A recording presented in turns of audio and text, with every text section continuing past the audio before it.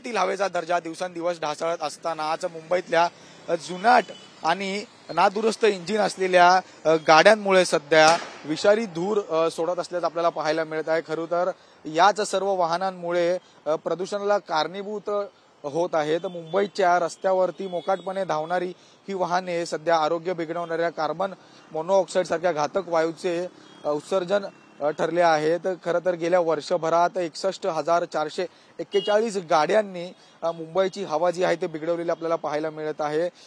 गेल्या वर्षभराचा हा संपूर्ण आकडेवारी आहे।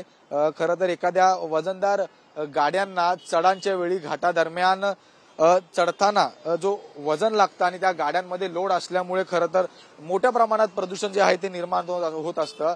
त्यासोबत आपण विविध वाहने जर पाहिली तर बेस्ट झाल्या, त्यासोबत एसटी महामंडळाचे काही बसेस झाले, जुने पेट्रोल डिझेल च्या गाड्या झाल्या, त्यासोबत विविध ट्रक झाले। या सर्व गाड्यांमुळे सुद्धा मोठ्या प्रमाणात प्रदूषण जे आहे ते आपल्याला वाढताना पाहायला मिळत आहे। त्यासोबत विषारी धूर ओकणाऱ्या या वाहनांवरती सध्या कडक कारवाई करण्यात आली आहे। बरोबर त्यासोबत कारवाई करण्याचे प्रतिज्ञापत्रक सुद्धा ट्रॅफिक पोलिसांनी हायकोर्टात दाखल केलेले आपल्याला पाहायला मिळत आहे। व्हिडिओ जर्नलिस्ट योगेश सह मी जय पवार, TV9 मराठी, मुंबई।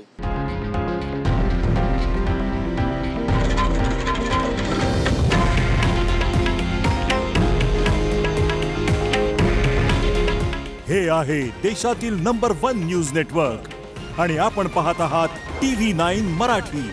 काळजी तुमची, हित महाराष्ट्राचं।